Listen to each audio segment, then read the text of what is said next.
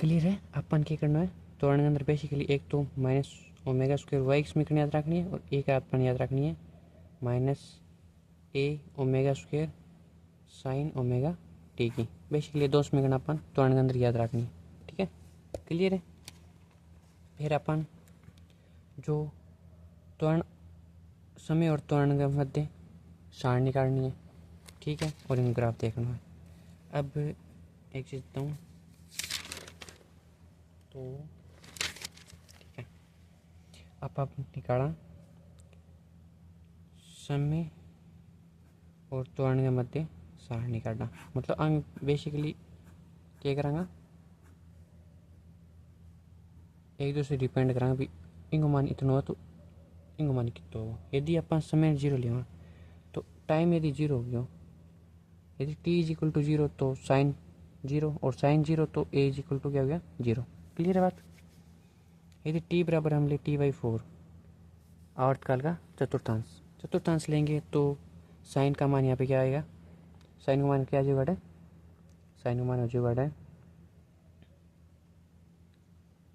Pi by 2 90 और sign 90 का मान 1 होता है तो यहाँ पे आ जाएगा माइनस ए ओमेगा स्क्वायर।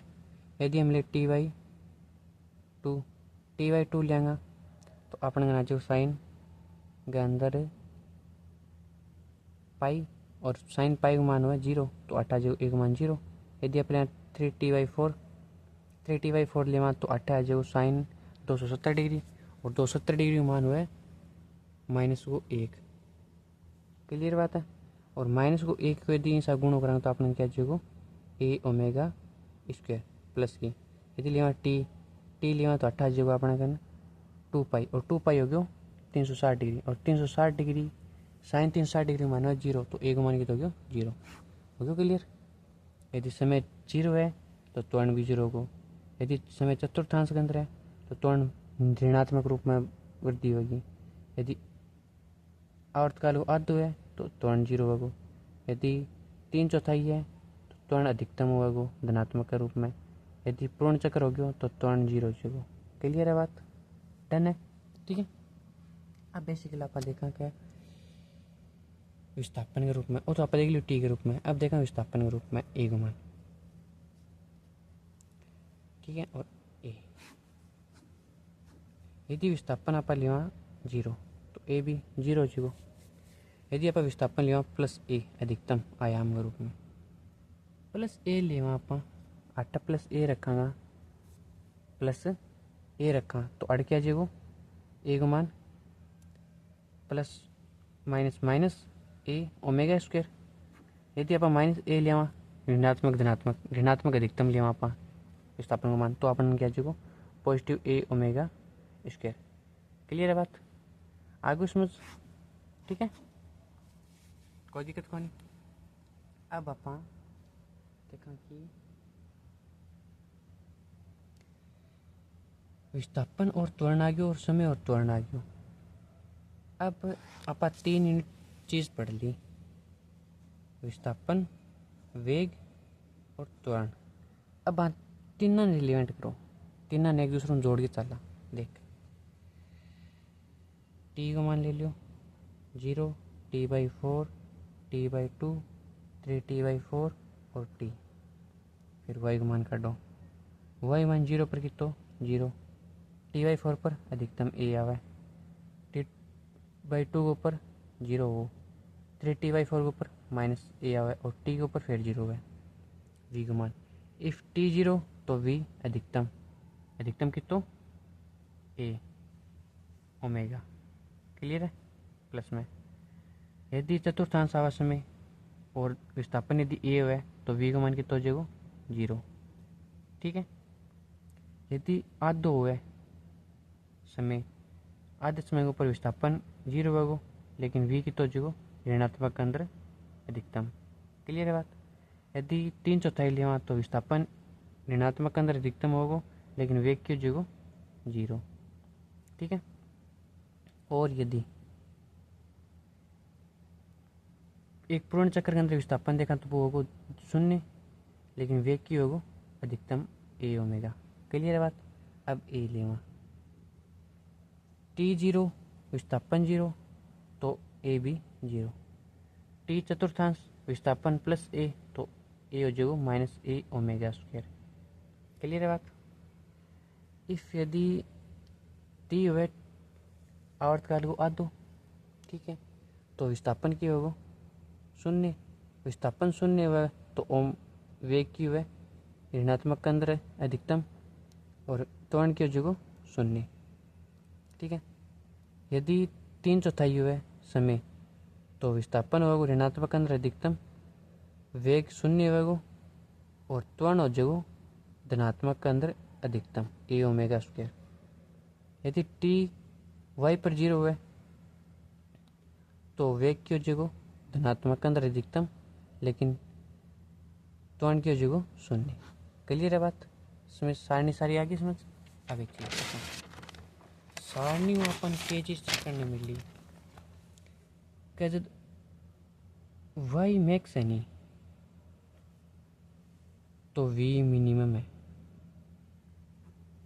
और वी मिनिमम और वाई मैक्स है तो ए मैक्स है लेकिन नेगेटिव के अंदर है, और जब वाई मिनिमम है नहीं तो वी मैक्स है और ए भी मिनिमम है। क्लियर है बात। यदि वाई मैक्स है नेगेटिव के अंदर तो वी तो मिनिमम हो ही होगा वाई मैक्स का कारण, लेकिन ए मैक्स होगा पॉजिटिव के अंदर।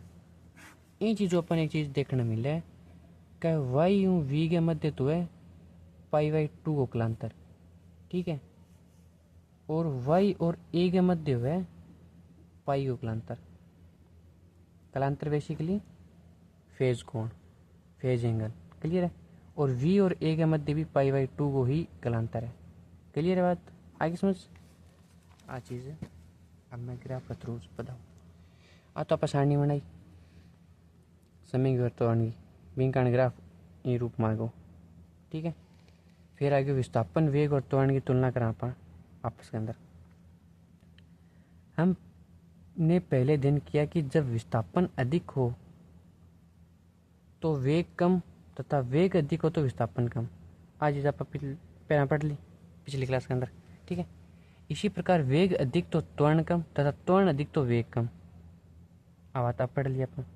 और विस्थापन एवं त्वरण एक दूसरे के पाई कलांतर में है तो विस्थापन अधिक तो त्वरण ऋणात्मक में अधिक होगा, और यदि विस्थापन ऋणात्मक में होगा तो त्वरण धनात्मक में अधिक होगा। क्लियर है बात। जो आज चीज़ है आज चीज़ में बता दी। क्लियर है। और जो आज चीज़ है वह मैं आज ही बता दी। क्लियर है। तो आज चीज़ भी याद रखनी है। समझ आ गई बात। भी यदि वाई मिनिमम होगा तो वी मैक्स होगा और ए मिनिमम होगा धनात्मक के रूप में। यदि वाई मैक्स होगा मिनिमम होगा धनात्मक रूप में। यदि वाई मैक्स हुआ वाई मैक्स की होगा प्लस ए के रूप में तो वाई मिनिमम होगा और ए मैक्स होगा नेगेटिव के रूप में। क्लियर है बात। यदि वाई मैक्स हुआ नेगेटिव रूप में तो वी मिनिमम होगा और ए मैक्स होगा पॉजिटिव रूप में। क्लियर है बात। क्यों? क्योंकि विस्थापन और वेग कलांतर कोण पाई/2 है, वेग और त्वरण को पाई/2 है, विस्थापन और त्वरण को पाई है। होगी सिंपल वे। क्लियर। ठीक है। आज इस अपन निकाल ली विस्थापन सारणी, जो आसारणी है आज इस अपन निकाल दी पहले, याद रखनी है। ग्राफ बन गयो क्या गो विस्थापन और त्वरण को ग्राफ आ गयो इस तरीके को। क्यों? देख आसारणी में पहला बनाई यदि वाई जीरो तो ए भी जीरो, वाई पॉजिटिव तो ए की जगह नेगेटिव के अंदर मैक्सिमम। यदि विस्थापन नेगेटिव के अंदर मैक्सिमम होगा तो त्वरण की जगह पॉजिटिव के अंदर मैक्सिमम। अब ग्राफ देख, यदि ए पॉजिटिव है तो वाई नेगेटिव हो गया, यदि ए नेगेटिव है तो वाई पॉजिटिव हो गया। क्लियर है। आगे तो आगे ग्राफ समझ। एक चीज़ और फिर यदि ए मैक्स बराबर किया अपने माइनस ए ओमेगा स्क्वायर और वी मैक्स किया अपने ए ओमेगा।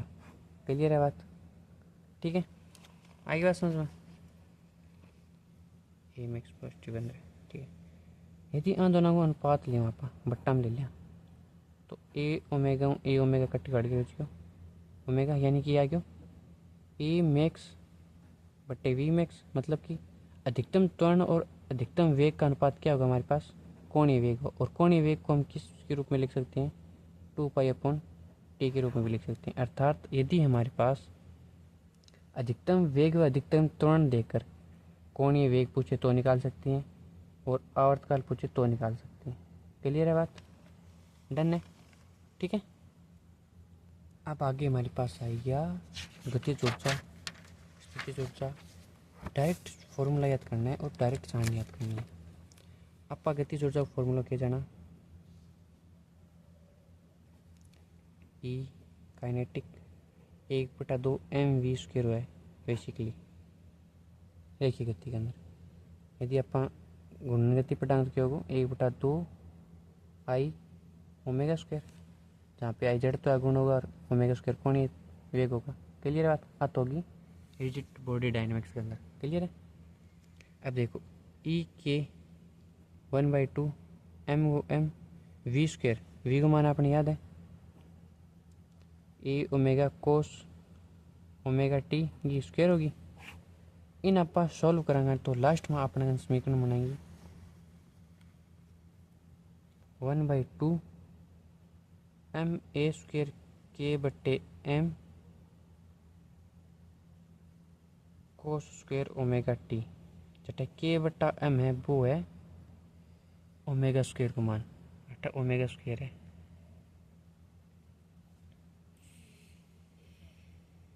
ठीक है, या नहीं मानो सीधी सीधी याद कर लियो क्या 1/2 ma² ओमेगा² cos² ओमेगा टी आया समीकरण। ठीक है, ये क्लियर है। 1/2 ma² ओमेगा² cos² omega T cos² omega t. Clear है। यदि आप द्रव्यमान ना देवे, द्रव्यमान अपन ना देवे क्वेश्चन के अंदर, ठीक है, तो आप क्यों कर निकाला, तो आप जाना कि ओमेगा² बराबर हुआ अपना k/m। ठीक है, तो ये ओमेगा² यदि आप k/m लिख दिया तो अपने क्या जो 1/2 a² m ओमेगा² क्या k/m, m कैंसिल हो गए बच्चों के, और cos² ओमेगा टी ऊपर है तो 1/2 a² k cos² omega T. आपने 2 नंबर समीकरण आ बन गई। यदि अपन m ना देगी, यदि अपन k डेढ़ हुआ तो आप आ निकाल इसका। क्लियर है, 2 समीकरण बन गई। आपने क्या है गतिज ऊर्जा की दोनों समीकरण अपन क्या करनी है, याद रखनी है। किसी किसी हुई एक तो आ रही, एक तो समीकरण याद करनी है, समीकरण याद करनी है 1/2 ka² cos² ओमेगा टी, और एक अपन समीकरण याद करनी है या कद यूज होगी जब अपन द्रव्यमान डेढ़ होगा, कद यूज होगी जब अपन के को मान डेढ़ होगा। क्लियर है बात। और एक चीज़ याद रखनी है, मैं पहले ही बताई ओमेगा² बराबर हुआ है k/m। ठीक है, आज चीज़ दिमाग के अंदर रखनी है एक साइड के अंदर। क्लियर है। फिर भाई बात क्या है, गतिज ऊर्जा और समय के मध्य सारणी बनाओगे, यानी टी को मान रख के वापस सारणी करेंगे अपन। क्लियर है, तो इस बार अपने आगे आ सारणी डायरेक्ट यदि आप टी 0 लेवांगा नहीं तो अपने 1/2 ka² मैक्सिमम होगा।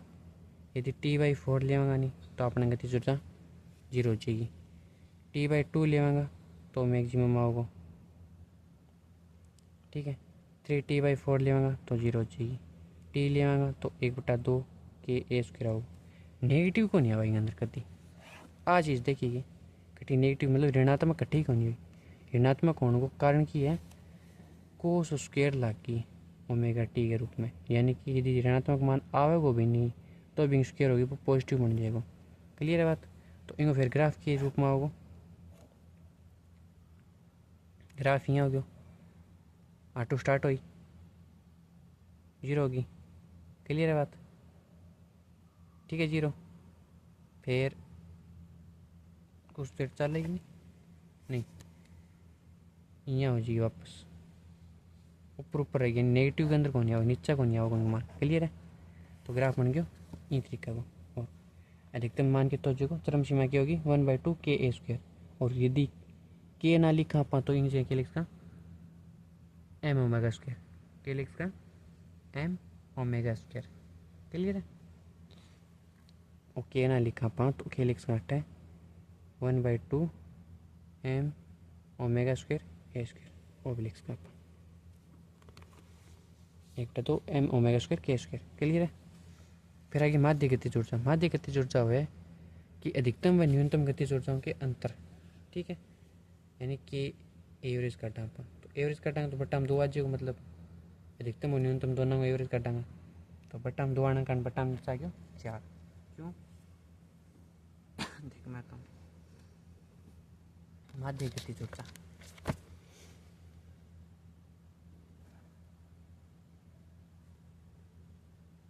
माध्य गतिज ऊर्जा माध्य गतिज ऊर्जा कहता है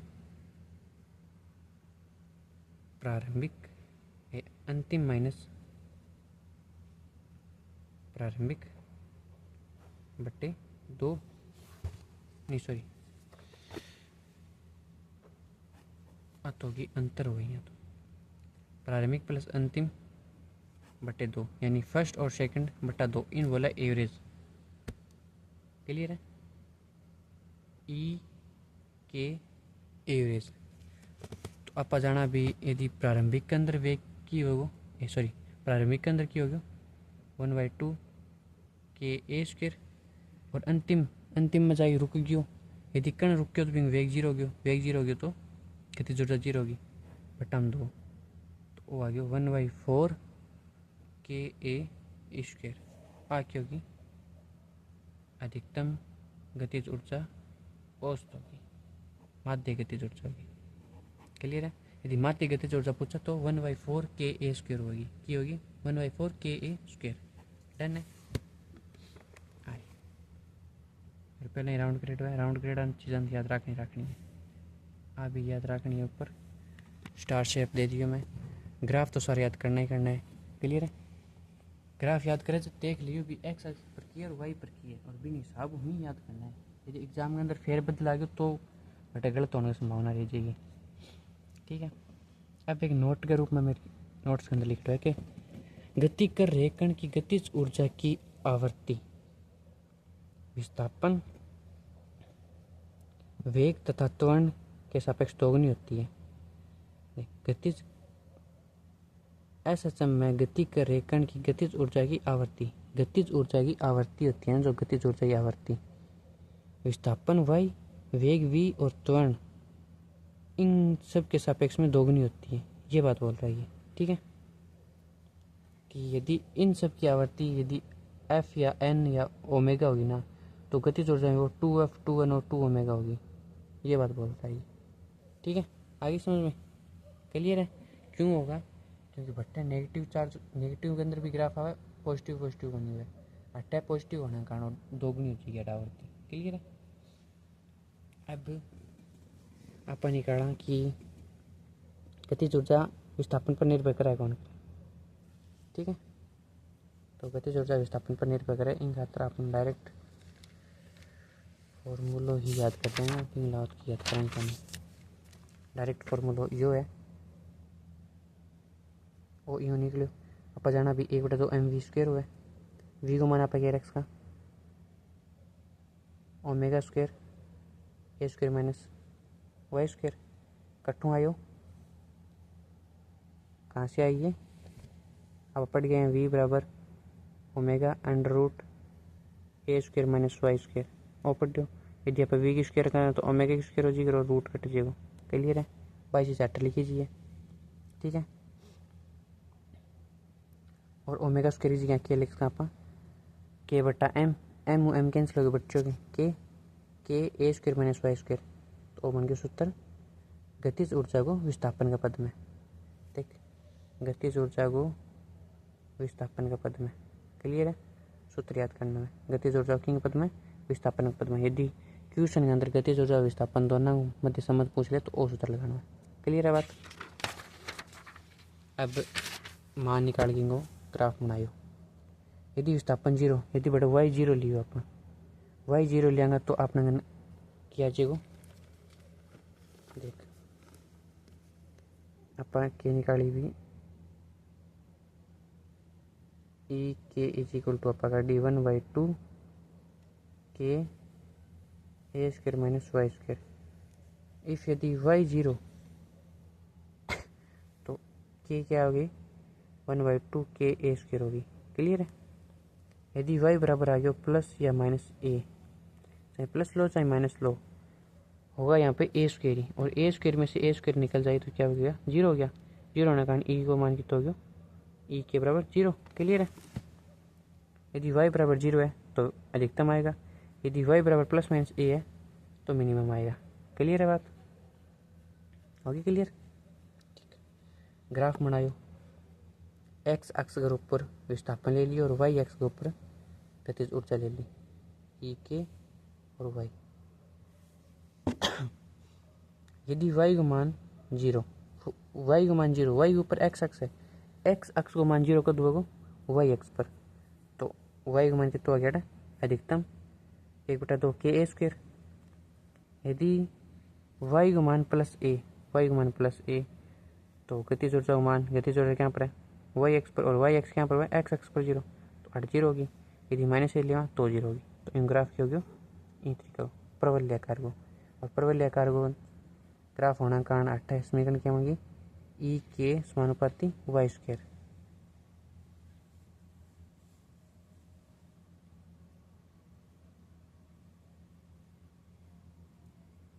ये जगह की होगी क्लियर। अब एक ऐसा चमकर रहे हो कण है, विकर्ण की गति स्थिति ऊर्जा की होगी पोटेंशियल एनर्जी ईपी। ईपी क्या होगी, ईपी होगी 1/2 के वाई स्क्वायर। ठीक है, आ होगी ईपी, और वाई का मान क्या होगा बोई a sine omega t. Clear है, यानी कि a square sine square omega t. ठीक है। यदि आप y बराबर 0 लेवा तो ई पी 0 जी, यदि y बराबर प्लस माइनस ए लेवा तो ई पी बराबर प्लस 1 के ए स्क्वायर हो। क्लियर है। तो इंगो विस्थापन इंगो जो रेखा उबो आ जाएगा प्रवल्य वक्र को। ठीक है, उल्टो प्रवल्य वक्र। क्लियर है बात। और स्थिति ऊर्जा समय ऊपर निर्भर किया करेगी। आ समीकरण बोली थी तेरी, तो ये दोनों समीकरण तो याद रखनी है, आ सारणी याद रखनी है और ग्राफ याद करना है। क्लियर है। ठीक है, बाकी मैं इन तरीकों समझाऊँ, क्वेश्चन कराऊंगा तो और समझाऊंगा, और एक वन शॉट डालती हूँ तीसर में क्लियर हो जाएगी चीज़ें सारी। बाकी खुद नहीं रट्टो ही मारना पड़वा, कोई मतलब नहीं है। सीधी समीकरण याद करनी, सीधा फॉर्मूला याद करना है। सारणी यदि टी बराबर 0 हो, साइन 0 का मान 0 तो ई पी 0 सारी। ठीक है, टी बराबर t/4 लियो तो आप 8 जाना भी आड़े की तो मान आ जाए साइन 90 आ जाए, और साइन 90 का मान 1 हुए तो 1 होने कारण 1/2 के ए स्क्वायर हो गयो, मैक्सिमम आ गयो। यदि आप टी बराबर t/2 लेवा तो 8 आ जाए मान अपने का 180 डिग्री, और 180 डिग्री साइन 180 डिग्री का मान कितना है 0, तो ई पी 0 होगी। यदि आप 3t/4 लेवा तो अपने मान कितना आ गया 270, और 270 को है -1, और साइन स्क्वायर के कारण -1 क्योंकि +1 के अंदर, तो वापस क्या गया मैक्सिमम मान 1/2 के ए स्क्वायर। यदि आप टी के जी लिखा पूरो टी लिया तो साइन हो जो 2π, और साइन 2π एंड साइन 360 डिग्री का मान हुआ है 0, और साइन 0 तो सारी ई पी 0। क्लियर है बात। तो इस बार ग्राफ बन गया अपने यू आगे समझ। और गतिज ऊर्जा ग्राफ अपना कटू स्टार्ट हो आटू स्टार्ट हो, गतिज ऊर्जा ग्राफ यहाँ बनाओ, और स्थितिज ऊर्जा ग्राफ 0 स्टार्ट हो। क्लियर है बात। स्थितिज ऊर्जा में भी वाई ए वी की ए पी से तुलना करने पर आवर्ती दोगुनी व आवर्तकाल आधा होता है। देख जी, यहाँ गतिज ऊर्जा में भी हुई भी 8 है, आवर्ती दोगुनी होगी आवर्तकाल आधा हो, भी बट्टा हो आवर्ती दोगुनी होगी आवर्तकाल आधा हो। ठीक है। यदि यहाँ पूछ देते हैं कि भी जी हाँ सीधे दे दी कि कोई भी मतलब ऐसा चमगति करना है विंग विस्थापन इतो है और ये विस्थापन की एक समीकरण दे दिया अपन कोई भी एक्स वाई जेड वाई बराबर दे दीजिए यहाँ 5 साइन 2t आ दे दी। तो आप जाना भी ओ की है ए को मान है ओ की है ओमेगा मान और पूछ लिए क्या स्थितिज ऊर्जा या गतिज ऊर्जा या स्थितिज ऊर्जा के अंदर ओमेगा की तो 8 ओमेगा 2 है। तो स्थितिज और गतिज ऊर्जा की होगी 2 गुणी तो 2 गुणी 4 होगी। क्लियर है बात। आज चीज़ कहना चाहूँगी आज चीज़ 8 बोल ली मुझे की तल्ला ही तल्ला। स्थितिज और गतिज ऊर्जा के अंदर विस्थापन वेग और त्वरण की तुलना के अंदर आगे आपस में तुलना करानी तो कि कोणीय वेग ओमेगा 2 गुण होगो और आवर्तकाल आधो होगो। ठीक है क्लियर है बात। कोणीय वेग 2 गुण होगो और आवर्तकाल आधो होगो।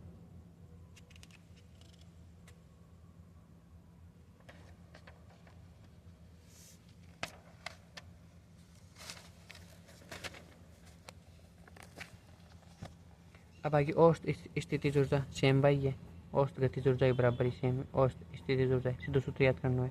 ठीक है अब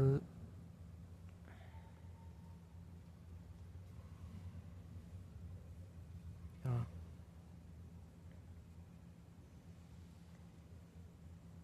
यदि अपन प्रश्न के अंदर स्थितिज ऊर्जा देगी डायरेक्ट बल के बारे में पूछांगा नहीं तो अपन निकाल सका भी क्या निकालांगा इन तरीकों निकाल सका।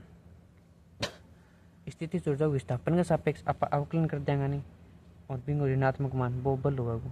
क्लियर है बात। इतनी क्लियर हो क्या अर्थ है। ठीक है अब आएगी औसत औसत तो भाई है फिर 1/4 आ रही दोनों सेम होगी। आज हिसाब फिर निकाल दी यदि अपन एफ पूछे बल पूछे गति स्थितिज ऊर्जा देगी तो स्थितिज ऊर्जा को यदि अपन विस्थापन के सापेक्ष अवकलन करते हैं नहीं तो अपन बल प्राप्त हो जाएगा। ठीक है आगे एक क्वेश्चन आवा कौन अवकलन अवकलन का आवा तो मैं बताती हूँ क्यों करते आगे कोई का क्वेश्चन लाते हो। कुल यांत्रिक ऊर्जा पहली बात तो यांत्रिक कुल यांत्रिक ऊर्जा बस संरक्षित रहेगी। ठीक है ना तो पटास का ना भी घटास का। ठीक है यदि आप पोटेंशियल और गतिज ऊर्जा दोनों जोड़ांगा नहीं तो क्या हो जाएगी 1/4 पाई 1/4 पाई यानी चौथा जुड़ेगी तो जो आधी होगी तो 1/2 के ए स्क्वायर होगी आ की है एक कांस्टेंट रहेगी यानी नियत रहेगी फिक्स रहेगी यह चीज़ अब बदलेगा नहीं करती। क्लियर है बात।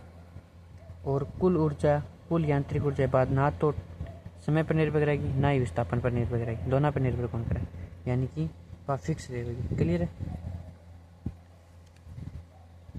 सूत्र याद रखना है कुल यांत्रिक ऊर्जा के दोनों नीचे दोनों ग्राफ है दोनों ग्राफ याद करना है। फिक्स है फिक्स होने का कारण की होगी एक स्ट्रेट लाइन होगी 8 है विस्थापन फिक्स होने का कारण स्ट्रेट लाइन होगी विस्थापन का पद गए तो भी स्ट्रेट लाइन होगी टाइम का पद में तो भी स्ट्रेट लाइन तो निर्भर करेगी क्यों पर कण का द्रव्यमान के ऊपर करेगी एक तो समानुपाती होगी कोणीय आवर्ती वर्ग समानुपाती होगी।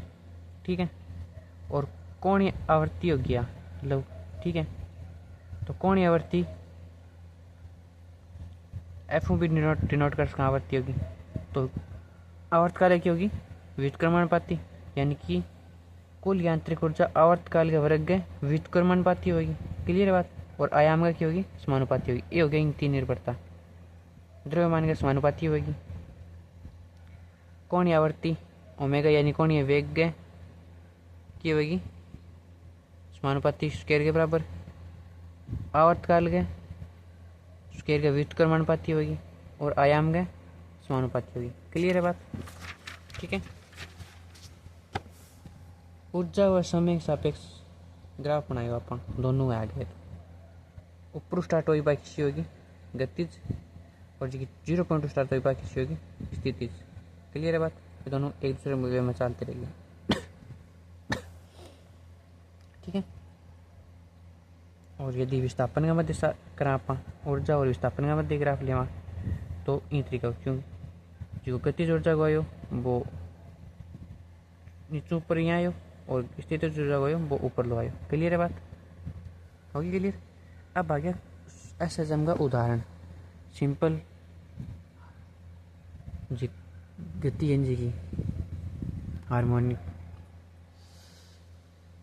सरल आवर्त गति यानी बिना उदाहरण पहलू है पेंडुलम सरल लोलक जी को घड़ी को पेंडुलम हुआ नहीं इन बनाओ वो इसमें विस्थापन थीटा विस्थापन हुआ अलग हुआ है थोड़ा सा विस्थापन हुआ है। ठीक है, यह गति प्रत्यानयन बल बल आगमन पर प्रभाव में होती है। देख आ गति क्या प्रभाव प्रत्यानयन बल प्रभाव क्यों बाह्य गति होगी प्रत्यानयन बल मतलब यदि चरम सीमा पर गयो तो बल किने लगाओ मध्य स्थिति की ओर यानी विपरीत दिशा के अंदर। ठीक है, तो क्या होगी प्रत्यानयन बल के ऊपर काम करो। शर्त इतनी है बस टो यानी टो बल आघूर्ण वो इंगे विस्थापन के जो विस्थापन होगा नहीं मतलब थीटा हो थोड़ा सा अठ है इं है पेंडुलम थोड़ा सा इं हो पहला इं यानी इन मध्य कौन हो गयो थीटा थीटा का नेगेटिव मान होगा नहीं भी नेगेटिव मान के बराबर होना चाहिए इस नेगेटिव मान के समानुपाती क्या होना चाहिए बल आघूर्ण होना चाहिए। क्लियर बात? आ शर्त है सरल लोलक की शर्त है बल आघूर्ण होगा बल आघूर्ण टो को मान होगा नहीं वो समानुपाती होना चाहिए माइनस थीटा और थीटा की होगा विस्थापित हो और मध्य स्थिति बीच को कोण हो जाओ वो एम है वो थोड़ा सा विस्थापित हो गया इन मध्य कोण थीटा हो गया इन ना पढ़ो की यदि सीधो सीधो देखो देख लो क्योंकि अंदर घटक घटक ज़्यादा होता है। बेसिकली एक चीज़ याद रख लो एक तुम अभिलाक्षणिक समीकरण याद कर लो आए D square theta upon D T square plus omega square theta बराबर 0 और विस्थापन की डी स्क्वेयर वाई बटा D T square plus omega square Y बराबर 0 और आ की होगी सरल लोलक की। ठीक है, कौन आवर्ती की होगी ओमेगा बराबर होगा जी अड़गुरुत्व त्वरण होगा और एल अट है लंबाई होगी भी डोरी की। क्लियर है बात? आवर्तकाल की होगा आवर्तकाल हो सूत्र और आवर्तकाल होगा 2 पाई एल बट्टा जी। ठीक है, 2 पाई एल बट्टे जी आवर्तकाल वो मात्रा की होगी सेकंड और आवर्ती की मात्रा की होगी रेडियन प्रति सेकंड। क्लियर है बात? वो तो गयो कोणीय आवर्ती यानी कोणीय वेग या कोणीय आवर्ती सूत्र रेडियन प्रति सेकंड जी बट्टे एल क्यों गयो रूट जी बटे एल जी को मान होगा 9.8 या 10 प्लस का पा वो क्वेश्चन पर डिपेंड करेगा यदि ना दे दो तो 10 ले लो यदि 9.8 लिख दो तो 9.8 ले लो। ठीक है, एल को मान होगी डोरी की लंबाई तो भी वहाँ पे क्या काट्स का ओमेगा काट्स का टी को मान क्यों 2 पाई एल बट्टे जी विपरीत 2 पाई एल बट्टे जी होगी सेकंड के अंदर। ठीक है, यदि रेखीय फ्रीक्वेंसी काटा रेखीय आवर्ती काटा एन को मान एन बराबर एफ हुआ है वह 1/t है तो 1/t हट गई तो आज को 1/2 पाई और एल बटा जी ने उल्टो गयो जी बटा एल और बाव जी हर्ट्ज के अंदर आ होगी रेखीय आवर्ती। तीनों फॉर्मूला याद करना है 1 नंबर 2 नंबर 3 नंबर तीन मात्रक याद करना है तीन फॉर्मूला याद करना है। ठीक है, निर्भरता का ध्यान रहेगी सरल आवर्त गति पेंडुलम का आवर्तकाल यानी निर्भर क्यों पर करो कर्ण लोलक ठोस गोलक बांधरे मान पर क्या पर निर्भर कौन करेगा वो सिर्फ ओनली निर्भर क्या पर करेगा लंबाई पर और गुरुत्वीय त्वरण पर। लंबाई तो क्यों होगा वर्गमूल गैस समानुपाती। ठीक है, वर्गमूल गैस समानुपाती यानी कि यदि लंबाई होगी नहीं 4L लंबाई होगी तो आवर्तकाल की हो जाएगा 2T हो जाएगा। क्लियर है बात? ठीक है, यदि 4 गुना लंबाई आप बढ़ावांगा नहीं तो आवर्तकाल 2 गुना बढ़ेगा वो रूट का कारण हो है। ठीक है, और यदि जी डोरी नहीं बा गुरुत्वीय त्वरण के वर्गमूल का व्युत्क्रमणपाती होगी। क्लियर है बात?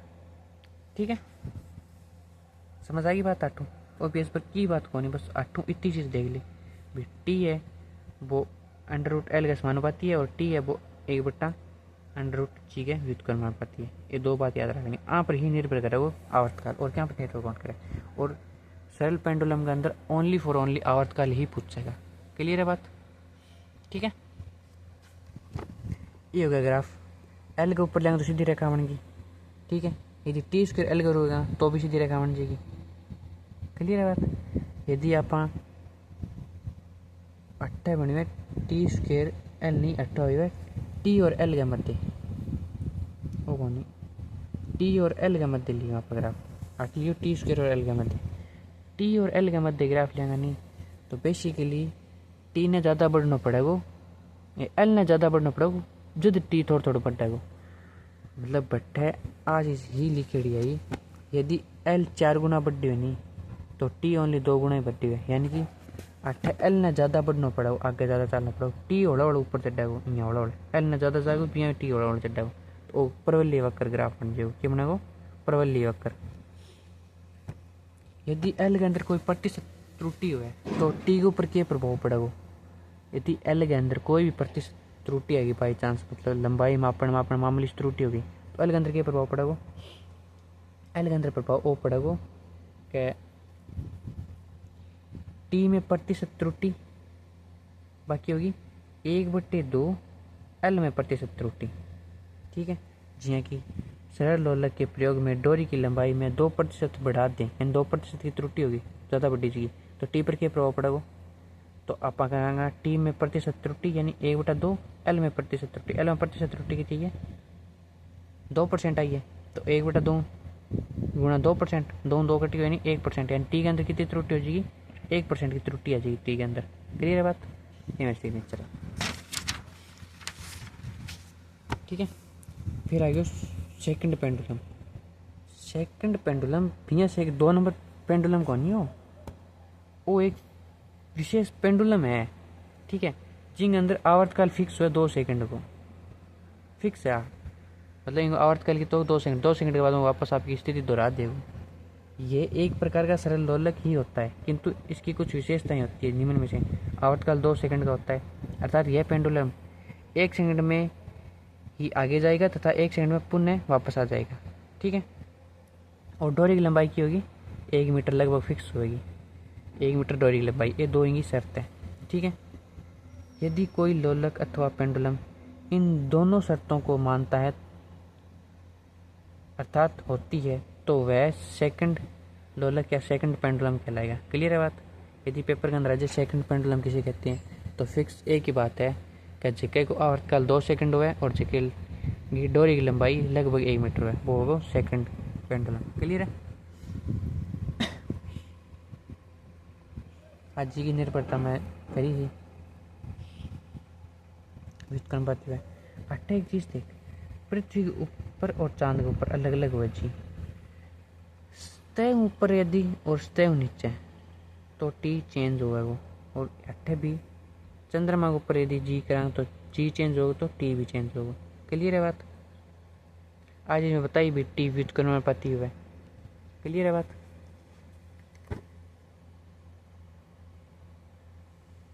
यदि टी बढ़ेगा तो जी घटेगा, यदि टी घटेगा तो जी बढ़ेगा। अभी फिक्स होगी बात। क्यों? क्योंकि टी समानुपाती है 1/√g के। यदि जी बढ़ गयो तो टी घट जाएगा, यदि टी बढ़ गयो तो जी घट जाएगा। फिक्स है। आज ये तो बहुत पहले ही समझ आईडी है व्युत्क्रमानुपाती होने के कारण। ठीक है, यदि ग्राफ लेवा आप टी समानुपाती 1/g के अंदर, ये पूरे के अंदर तो एक स्ट्रेट लाइन। ठीक है, यदि लेवा टी और √g के अंदर तो होगा घटता वक्री है। यदि लेवा टी स्क्वायर और 1/g के रूप में तो होगी परवलय। क्लियर है बात? आगे समझ सारी। यदि त्रुटि हो जाए कोई भी चीज़ के अंदर अपन, मतलब लंबाई मापन में, ठीक है, या फिर इनमें, लंबाई में नहीं, लंबाई में तो अलग होगी, इनमें गुरुत्वाकर्षण मापन है, गुरुत्वाकर्षण लेन मापन में त्रुटि होगी थोड़ी सी, तो अपन क्या काटा ना क्या जी पर घात कितनी होगी, जी पर घात होगी 1/2 की रूट है तो 1/2 घात आ गई, और जी में कितनी त्रुटि होगी, बात त्रुटि आ जी बाई लंबाई है बात बाई 8 बात, त्रुटि दोनों ही सेम निकल जाएगी। क्लियर है? यूनिटा है ही कौन ये पढ़ने की बात है ओनली। यदि दो ग्रहों के संगत आवर्तकाल निकालेंगे आप, दो ग्रह दो पिंड दो ग्रह संगत यदि आवर्तकाल काटेंगे तो बट्टे लंबाई को नहीं आएगी, बट्टे ओनली जी जी का मान गुरुत्वीय त्वरण के समानुपाती होगा भी। तो पहला आवर्तकाल T1, दूसरा आवर्तकाल T2 और बट्टा में होने के कारण ये हो गया पलटेज क्या G2 बट्टा G1। यदि दोनों का अपन गुरुत्वीय त्वरण देड़ा हुआ है, ठीक है, जी जी देड़ा हुआ है, तो अपन दोनों में हर एक को आवर्तकाल अपन पता हो तो अपन दूसरा आवर्तकाल निकाल सका। जब दो ग्रह की तुलना आवर्तकाल और गुरुत्वीय त्वरण के मध्य की जाए तो निम्न सूत्र का प्रयोग कर लेते हैं। क्लियर है बात? वो सूत्र याद करना है। ये मंत्र प्रश्न किया होगा। यदि अपन ये देते हैं भी G1 x है और G2 y है और G1 और पहला ग्रह को आवर्तकाल मान लीजिए क्या Z है, तो दूसरे ग्रह को आवर्तकाल कितना होगा, तो आप क्या कर देंगे T1 बटा कर देंगे T2 बटा T1 बराबर √G1 बटा G2 और T1 गुणा मैंने चाहिए भाग मैंने चाहिए जो गुणा, तो x बट्टे y रूट इंटू में Z वो हो जाएगा T2 को मान। क्लियर है बात? इतने उत्तर निकाल लेंगे। पेंडुलम वाली घड़ी संगत गुरुत्वीय त्वरण के कारण आवर्तकाल में परिवर्तन। यदि आप पेंडुलम हमारी घड़ी ऊंचाई में ले जाओ, ऊंचाई में यदि हाइट न ले गया तो जी घट जाएगा और जी घट गया तो आवर्तकाल बढ़ जाएगा। समझ आ गई बात? कि पेंडुलम हमारी घड़ी कली है वह दीवार पर टन टन टन टन हुआ है, मोटा मोटा घंटा करा रही हुआ है। यदि बन आप हाइट पर ले गया, पहाड़ा पर ऊपर ले गया, ऊपर ले जावा तो जी घट जावा है। जितनी ज़्यादा अधिक ऊंचाई ले जाएंगे तो ही जी घट तो जाएगा और जी घट गयो, यदि जी घटे तो जी घटने का कारण टी क्या हो जाएगा बढ़ जाएगा। क्लियर बात? आवर्तकाल बढ़ने पर पेंडुलम वाली घड़ी पृथ्वी की सतह से ऊंचाई पर जाने पर घड़ी धीमी चलेगी। आवर्तकाल बढ़ गयो यानी कि आवर्तकाल बढ़ गयो, आवर्तकाल को मतलब की हुआ चक्कर एक चक्कर पूरा होने में टाइम बढ़ गयो। तो जिकी घड़ी जब पहले 60 मिनट के अंदर 1 मिनट 80 चक्कर पूरा करी आप 60 मिनट को नहीं बाप 65 या 70 मिनट लेगी। फिक्स होगी बात? क्लियर? समझ आ गया कंसेप्ट? ये कंसेप्ट क्वेश्चन आओगे, डायरेक्ट क्वेश्चन को नहीं आवे। देख हाइट पर गया आप, हाइट पर जाए जी घट जाए, जी की हो जाए कम और आप जाना टी समानुपाती हुए 1/√g के। यदि जी घट गयो तो टी बढ़ गयो, टी की आवर्तकाल और आवर्तकाल किन बोला एक चक्कर पूरा करने में समय और आवर्तकाल बढ़ गयो यानी एक चक्कर में समय बढ़ गयो। ठीक है? यदि बात घड़ी पेंडुलम हमारी मान ली पहला 60 सेकंड धरती 60 सेकंड में 1 मिनट पूरी कराई और पहाड़ा में ले गया तो भी आवर्तकाल बढ़ गयो यानी एक चक्कर बाद ज़्यादा समय में करेगी। तो अब बाकी 30 70 सेकंड या 80 सेकंड कितने कर सकता है A to Z बात डिपेंड करेगी टी के ऊपर। क्लियर है बात? आगे समझ आ चीज़? एक नंबर समझ आ गई। आटा वो कंसेप्ट है, वो कंसेप्ट याद करना है। यदि आप गहराई में ले जाए डेप्थ के अंदर तो भी जी घटा है वो। ठीक है? और जी घटा तो आवर्तकाल के मान में वृद्धि होगी और घड़ी फिर धीमी चलेगी। क्लियर है बात? चाहे तो आप ऊंचाई में ले जाओ और चाहे डेप्थ गहराई में ले जाओ, दोनों चीज़ें फिक्स एक ही बात रहेगी कि टी बढ़ेगा और टी बढ़ेगा तो घड़कली धीमी चलेगी। और इसी जगह जटे जी जीरो हो जाए, जी जीरो हो गयो, इसी जगह जटे जी गुरुत्वीय त्वरण को मान जीरो हो गयो और गुरुत्वीय त्वरण को मान यदि जीरो हो गयो तो भाई ना सोचेगो टी समानुपाती है 1/√g के। जी बराबर जीरो यानी जीरो, एक का बट्टा हम जीरो हो जाए बाकी हो जाए इन्फिनिटी हो जाए यानी कि आवर्तकाल अनंत हो गयो। चक्कर पूरा हो ही को नहीं भाई, अनंत आवर्तकाल है। ऐसे स्थानों पर घड़ी पूरी तरह रुक जाएगी क्योंकि आवर्तकाल का मान अनंत हो जाएगा भाई। चक्कर पूरे को नहीं है, चक्कर पूरा को नहीं रुक जाएगी। अतः पेंडुलम के दौरान पूरी तरह रुक जाएंगे। फिक्स बात है। एक कंसेप्ट है कि पृथ्वी के ध्रुवों पर एवं भूमध्य रेखा पर गुरुत्वीय त्वरण का प्रभाव क्या होगा। ध्रुवों पर और भूमध्य रेखा के ऊपर गुरुत्वीय त्वरण को क्या प्रभाव होगा। अब आप चीज़ देखा के जी पोलर और जी भूमध्य रेखा के बोल रहा है। इक्वार्ट होता है क्या, EQART की मान ले। ध्रुवांग ऊपर गुरुत्वाकर्षण ज़्यादा होगा भूमध्य रेखा की तुलना। तो ध्रुवांग ऊपर जाऊँगा यानी ऊपरली साइड जाऊँगा, यानी आप ध्रुवांग ऊपर यानी नीचे अंटार्कटिका हो गया, ऊपरली साइड मान ले की हो गया बर्फीला इलाका वन जी का ग्लोब के अंदर ऊपर कुंटा पर रहा ध्रुव में जाऊँगा। बट जी ज़्यादा होगा, जी ज़्यादा होगा तो टाइम पीरियड क्या हो जाएगा, कम हो जाएगा।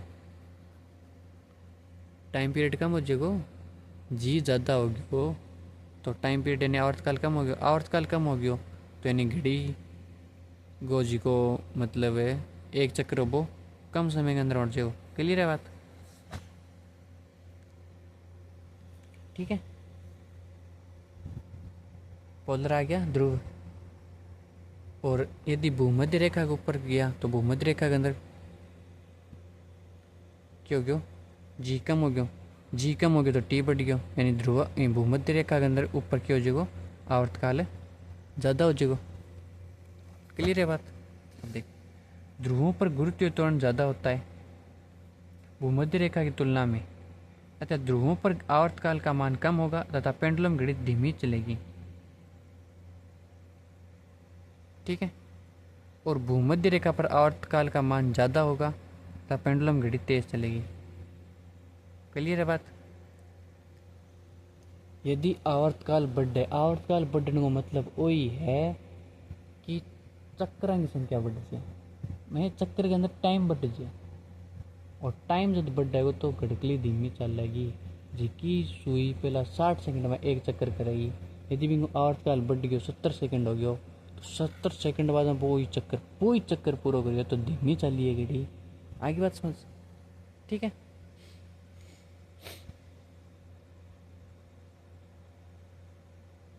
ठीक है, आवर्तकाल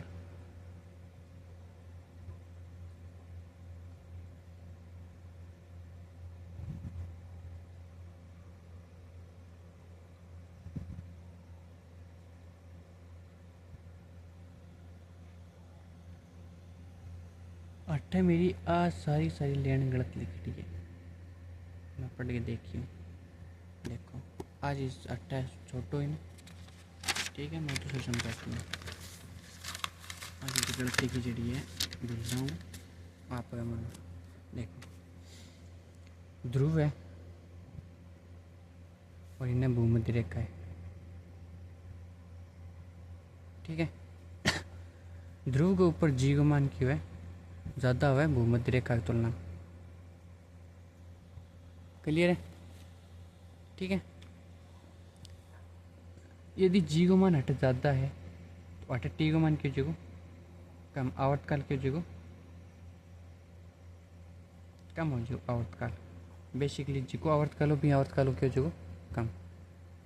यदि अट्ठा जी का मान कम है तो अट्ठा आवर्तकाल क्यों जगो बढ़ जाएगा, और आवर्तकाल बढ़ गयो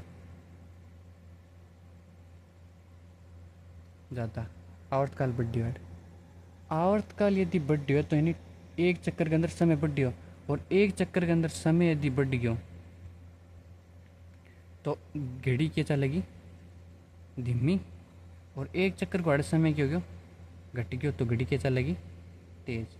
आ चीज़ यार अट्ठे मेरी आ चीज़ उल्टी लिखी जड़ी है, ठीक है। अट्ठे से इतनी चीज़ है कि ध्रुवों के ऊपर आवर्तकाल कम हुआ नहीं तो बिंग कारण पेंडुलम की घड़ी तेज चलेगी, और भूमध्य रेखा पर आवर्तकाल का मान ज़्यादा होता है, ठीक है, जिन कारण पेंडुलम घड़ी की होगी धीमी चलेगी। बस इतना ही चेंज करना है। क्लियर है बात। और वो निशाना तो आई गया समझ। फिर यदि आप कोई भी की पेंडुलम और घड़ी इन लिफ्ट में ले जाओ, ठीक है, लिफ्ट में ले गया तो आपने लिफ्ट में ले जाना कारण एक्स्ट्रा टर्न और लग जाएगा अपने भी लिफ्ट के कारण, ठीक है। क्लियर है बात। एक्स्ट्रा लग जाएगा यानी कि क्या हो जाएगा टी क्या पर निर्भर करेगा 1/√, जी प्लस माइनस ए पर निर्भर करेगा। आ निर्भरता हो जाएगी नहीं, आ निर्भरता होगी नहीं। यदि ए बराबर अपने 0 हो जाए तो सेम वही हो गया, टी समानुपाती 1/जी आ रही। फिर जी यदि ज़्यादा है तो टी कम हो जाए, जी कम है तो टी ज़्यादा हो जाए, वही बात होगी। फिर जब लिफ्ट स्थिर हो अथवा नियत वेग से गतिशील हो, यदि लिफ्ट स्थिर है एक जगह रुक रही है, या नियत वेग ऊपर गई है, नियत वेग आई है, तो वेग को त्वरण शून्य होगा, यानी फिर ए को मान इस स्थिति के अंदर 0 होगा। इस स्थिति के अंदर 0 हो तो लिफ्ट को जो गुरुत्वीय त्वरण होगा वो जी ही होगा वो। ठीक है, ठीक है, कोई दिक्कत को नहीं। और आवर्तकाल के अंदर फिर कोई चेंज को नहीं होगा। क्लियर है बात, ना तो आवर्तकाल बढ़ेगा और ना घटेगा, कोई रहेगा। तो आवर्तकाल के अंदर कोई चेंज कौन रहेगा, वह घड़ी फिक्स 60 सेकंड के अंदर की 1 मिनट पूरी करेगी। यदि लिफ्ट नियत त्वरण ए से ऊपर की ओर गति करती है, नियत त्वरण ऊपर की ओर गति करे, एकदम ऊपर की ओर, नियत वेग ऊपर की ओर गति करे, ऊपर की ओर गति करेगी तो प्लस ए जुड़ जाएगा। यदि प्लस ए जुड़ गया तो लिफ्ट को जी की हो जाएगा ज़्यादा, और लिफ्ट को जी यदि ज़्यादा हो गया तो लिफ्ट के अंदर आवर्तकाल की हो गया कम, और लिफ्ट के अंदर यदि आवर्तकाल कम हो गया तो घड़ी के जल्दी चलेगी। क्लियर है बात। यदि गुरुत्वीय त्वरण में वृद्धि होगी अड़ा तो आवर्तकाल के मान में कमी आएगी, और यदि आवर्तकाल कम हो गया यानी एक चक्कर कम समय में पूरा हो गया तो घड़ी की हो जाएगी तेज चलेगी। यदि लिफ्ट नियत वेग ए नीचा हो तो माइनस हो जाएगा। माइनस होने के कारण लिफ्ट को वेग कम हो जाएगा, मेन गुरुत्वीय त्वरण, लिफ्ट को त्वरण कम हो जाएगा, मेन गुरुत्वीय त्वरण। यदि गुरुत्वीय त्वरण कम हो गया लिफ्ट को तो क्या बात हो जाएगी, आवर्तकाल बढ़ जाएगा। यदि आवर्तकाल बढ़ गया तो जी की सुई भाई 60 सेकंड में एक चक्कर पूरा करिए, आप 70 या 80 सेकंड ले, यानी कि बाकी हो जाएगी धीमी चल जाएगी। क्लियर है बात, धीमी चल लगी। 4 नंबर कंडीशन, यदि लिफ्ट की केबल टूटकर फ्री फॉल मौसम अंदर नीचा, मतलब एकदम तड़ा हुआ है, ठीक है, फ्री फॉल गिरती लिफ्ट का त्वरण शून्य होता है तो आवर्तकाल अनंत होगा, जिस कारण पेंडुलम तथा पेंडुलम की घड़ी रुक जाएगी, अर्थात कोई गति नहीं होगी। देख, यदि वह एकदम लिफ्ट टूट के तड़ान लग रही है तो बिन लिफ्ट टूटने के कारण बिंगो त्वरण होगा, नहीं त्वरण, गुरुत्वीय त्वरण या त्वरण सारा मान की हो जाएगा 0 हो जाएगा। और यदि मान 0 होगी तो भाई बात आवर्तकाल की हो जाएगा इन्फिनिटी, और इन्फिनिटी आवर्तकाल को मतलब क्या हो, घड़ी रुकेगी, बंद हो जाएगी, घड़ी पेंडुलम सारा बंद हो जाएगा। क्लियर है बात। यदि आप पेंडुलम ने घड़ी या पेंडुलम ने चंद्रमा पर ले गया, चंद्रमा के ऊपर क्या इफेक्ट है, जो पृथ्वी के ऊपर जी है नहीं गुरुत्वीय त्वरण, बिंगो छठो भाग है चंद्रमा के ऊपर, तो छठो भाग है, तो छठो भाग आए हुए है तो रूट 6 वो बद गयो नहीं, टी रूट 6 बद गयो, टी समानुपाती 1/√जी है, वो तो गयो पृथ्वी पर। क्लियर है बात। चंद्रमा पर गया आप मून, वो हो गया 1/√6g। क्लियर है, 6g बारे लियो तो अट गया जी को टी मून समानुपाती 1/√6 और 1/√g। 1/√g वही है टी पृथ्वी और अर्थ हरो, तो अर्थ हरो कितना गुना हो जाएगा, √6 गुना, यानी कि मून को कितना हो जाएगा, √6 गुना बद जाएगा, √6 गुना की हो जाएगा ज़्यादा आवर्तकाल हो जाएगा, आवर्तकाल √6 गुना बढ़ जाएगा। क्लियर है बात, क्लियर है। अच्छा सॉरी, बट्टा मावर ऊपर हो जाए तो बढ़ जाए। क्लियर है बात का, कौन समझ आई, कौन पढ़ी बन पैसा पहले देख। टी अर्थ है 1/g अर्थ। क्लियर है। आप गया टी मून पर, वो समानुपाती है पृथ्वी की तुलना में 6 गुना, ये है वो मलेरिया भी गलत हो मून, ठीक है। तो टी है हमारे कितना आ गया, और √6 ऊपर उड़ जाएगा, √6 बट्टा √g मून, और 1/√g, 1/√g अर्थ हरो है, और अर्थ हरो है तो अटे के लिख आप टी ई, तो टी एम समानुपाती होगी अंडर रूट 6 टी ई, यानी कि चंद्रमा के ऊपर आवर्तकाल कितना हो जाएगा, पृथ्वी आवर्तकाल को 6 गुणो, रूट 6 गुणो।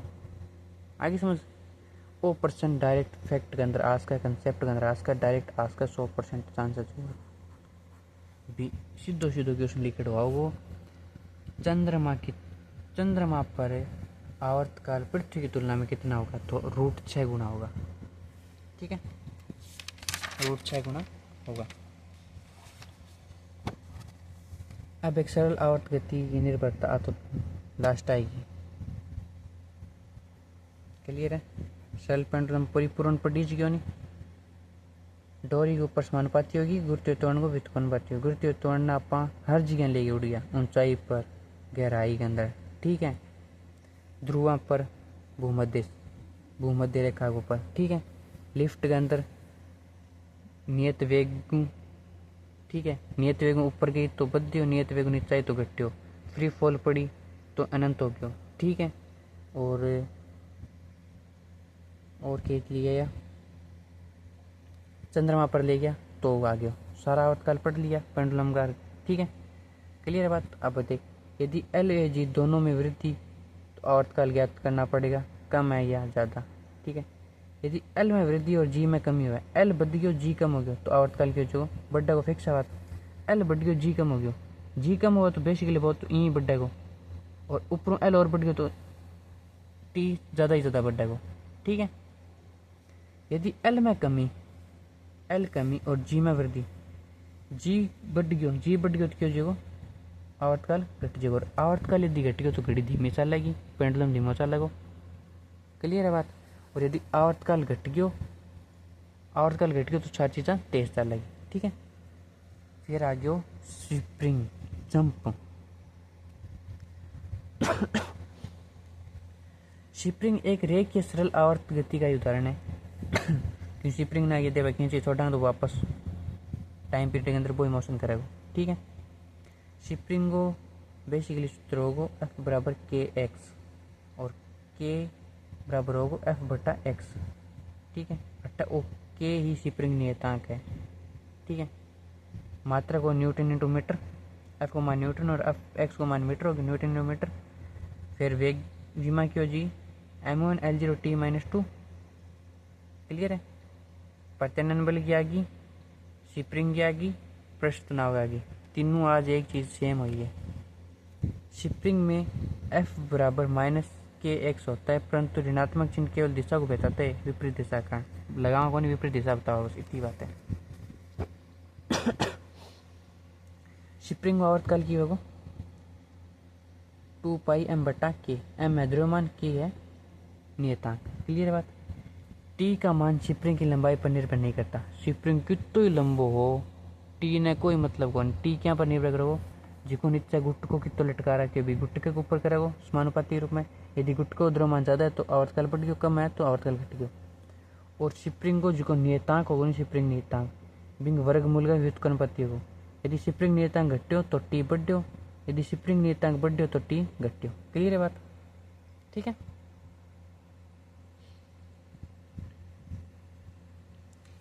अब देख एक चेंज हो है क्या, सॉरी यदि मैं ऊपर से ही देखना लग रही तो मेरी आवाज़ सुन के भी नोट्स पढ़ ले तो भी बहुत बढ़िया चीज़ है, क्योंकि जमा इजी है, चीज़ा है ही कौन हार्ड आ रही, IIT लेवल तो होनी कौन ला रही वार्ता ही।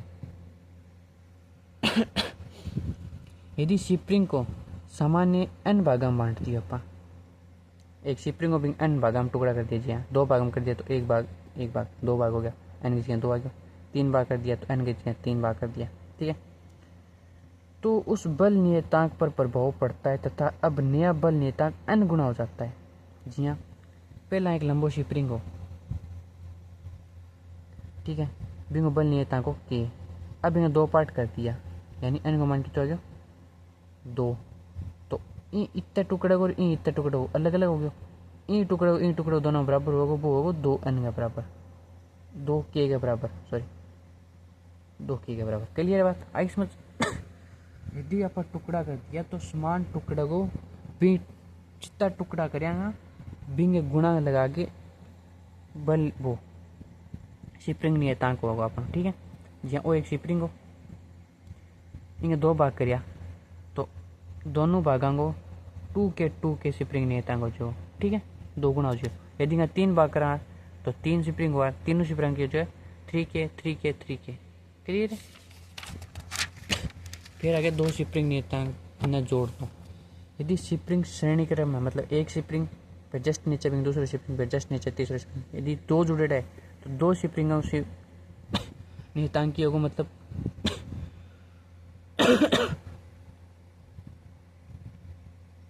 संयोजन की होगा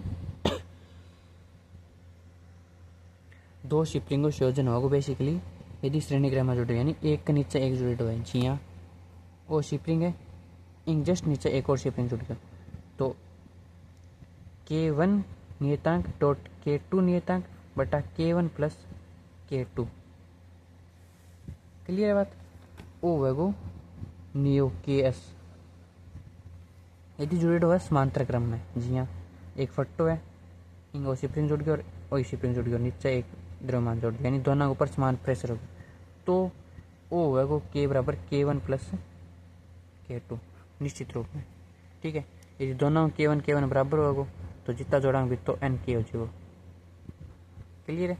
फिर इंगो K है तो 2 है तो 2 K हो गया, 3 है तो 3 K हो गया। क्लियर है बात। यह एक उदाहरण दी हुई है। क्या एक स्प्रिंग बल नियतांक 5 न्यूटन और दूसरा स्प्रिंग 10 न्यूटन है, दोनों को श्रेणी क्रम में जोड़ने पर कुल स्प्रिंग नियतांक कितना होगा, तो 5 × 10 50 हो गया और 5 + 10 15 हो गया, तो 50/15 यानी 3.33 न्यूटन मीटर, ठीक है। अर्थात कुल स्प्रिंग नियतांक के मान में कमी आई है। तो यदि हमें स्प्रिंग नियतांक का मान कम करना हो तो हमें श्रेणी क्रम में जोड़ेंगे। यदि अपन स्प्रिंग नियतांक को मान कम करना होगा, नहीं स्प्रिंग नियतांक को मान कम करना हो, अपन भी कोई सी जरूरत पड़ेगी जैसे स्प्रिंग नियतांक ना अपन कम करना है तो अपन इनके से क्रम में जोड़ांगा, श्रेणी क्रम में जोड़ांगा, ठीक है। यदि वही प्रश्न ले आपको 5 और 10 कोई, यदि अपन इन समांतर क्रम में जोड़ा, समांतर क्रम में क्या जुड़ेगा K1 प्लस K2 यानी 5 प्लस में 10 तो कितना हो गया 15 न्यूटन प्रति मीटर, 15 न्यूटन, यानी कि अपने मैक्सिमम 10 लेकिन अब अपन नियो के एक बन क्यों 15 बन गयो, यानी कि क्या हो गया बल नियतांक बढ़ गयो बल नियतांक स्प्रिंग नियतांक बढ़ गयो। यानी यदि अपन स्प्रिंग नियतांक बढ़ाना होगा नहीं तो अपन क्या करेंगे समांतर क्रम में जोड़ेंगे, ठीक है। आज थोड़ी पढ़ के देख ली, ईजी है। क्लियर है। उदाहरण कोई दिक्कत को नहीं। किसी भी स्प्रिंग को कितने भी भागों में तोड़ा जाए उनके गुणनफल सदैव समान रहता है, गुणनफल सदैव समान रहेगा। यदि फुल K है, बिंग लंबाई L है, बिना अपन 2 भागों में बांट दियो, K1 और K2 दोनों कट गया, लंबाई होगी L1 और L2। क्लियर है। लेकिन जी KL होगा नहीं दोनों गुणों, वही अपना K1 L1 को होगा और वही अपना K2 L2 को होगा। आ बात कहना चाहूँगा सुन लो। क्लियर है बात। बस इतनी ही बात है, आगे समझ। मतलब कि कोई भी स्प्रिंग है, वो स्प्रिंग है, इनका 3 भाग तोड़ दिया, L लंबाई सारी L/3 होगी, L/3 होगी, L/3 होगी। क्लियर है। और 3K हो गया, 3K हो गया, 3K हो गया। क्लियर है, ठीक है। अब ठीक दोनों गुणनफल क्या हो गया KL हो गया, पहला टोटल K हो, टोटल लंबाई I, दूसरा देख, दूसरे के अंदर K1 को मान कितना है 3K डॉट लंबाई को मान कितना है L/3, 3 गुना में बनती, 3 और 3 कटियो डाल के बच्चों K लिए है, दोनों बराबर ही। आगे समझ बात, समझ आएगी बात। वो एक स्प्रिंग है, 2 भागा मांटो, 3 बना 2 भागा मांटती हो, पहला इंग लंबाई L ली, अब इंग लंबाई दोनों भागा बराबर भागा मांटो L/2 करती, पहला यूं नियतांक K हो, अब यूं नियतांक K हो जाएगा 2K और 2K।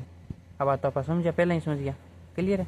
देख K × L को मान है नहीं, वो पहले मान ले और दूसरा मान ले, आप पहली लंबाई मान ले और दूसरी लंबाई मान ले।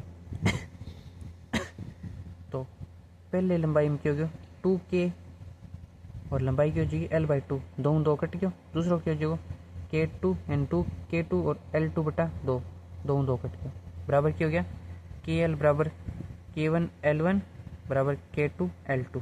क्लियर है बात। यानी कि किसी भी स्प्रिंग को कितने भी भागों में तोड़े जाए उनके गुणनफल सदैव समान रहते हैं, उनकी लंबाई और बल नियतांक का गुणनफल सदैव क्या रहता है समान रहता है। क्लियर है बात। एक स्प्रिंग जिसकी स्प्रिंग नियतांक K तथा लंबाई L है उसको 1/3 भाग में बांटा जाता है। और तुम्हें अलग अलग स्प्रिंग नियतांक क्या होगा 1/3 भाग में काटती है और इन्हें 2/3 हो गया।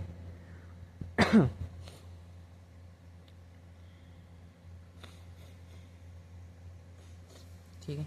ऊपर से उदाहरण बहुत ही चीज है। देख वो एक L लंबाई स्प्रिंग हो इन आप आडू काट दियो, हेड तो बच गयो L/3, हेड बच गयो 2L/3। क्लियर है। दो बार मंडियो। ठीक है। वो केवल कभी दोनों टुकड़ों में अलग अलग स्प्रिंग नियतांक की होगा, इंगो स्प्रिंग नियतांक K1 की होगा और इंगो स्प्रिंग नियतांक K2 की होगा। आ बात है बात। ठीक है। क्लियर है बात। तो बेसिकली आप क्या जाना है KL बराबर होगा K1L1 बराबर होगा K2L2। तो KL बराबर क्या हो जाएगा K1 अपन बेरो को नहीं L1 को माना अपन बेरो है L/3 है बराबर K2 को माना अपन बेरो को नहीं L2 को माना अपन बेरो है 2L/3 है। क्लियर है बात।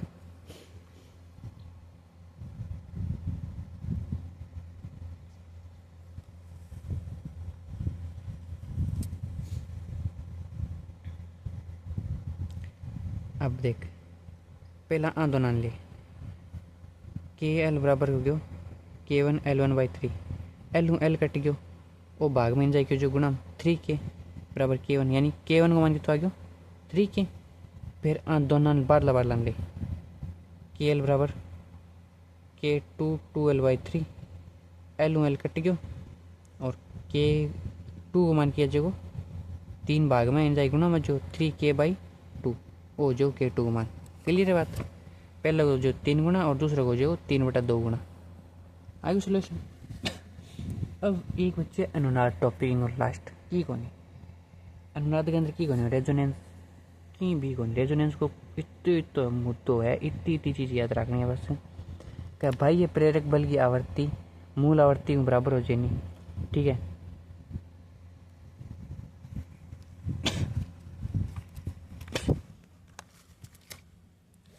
तो दोलनांक आयाम बढ़ने लगता है।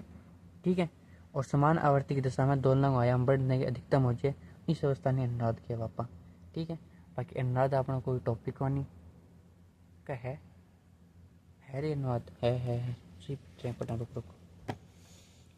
सामान्यतः सरल आवर्त गति में अवमंदक बल के प्रभाव में दोलनों का आयाम तथा ऊर्जा घटती है। दोलनांक आयाम और ऊर्जा घटती है।